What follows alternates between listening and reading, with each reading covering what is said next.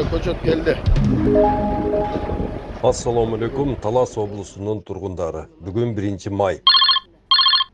Эң ошол Талас облусуна керектүү болгон алмуруттун жакшы сорттору бар, алманын жакшы сорттору бар, сливанын сорттору бар, шабдалынын жакшы сорттору бар. Анан гилестин, аябай сонун гилестин мына ушул Талас облусуна түшө турган сорттору бар, туугандар. Бул көчөттөрдү биз фасольго дагы алмаштыра беребиз. Фасоль 10 көчөт аласыздарбы, 100бү, 50 көчөткө фасоль алып келип, фасольго алмаштырып кетсеңиздер болот, туугандар. Эриңизге алып келип тапшырасыздар.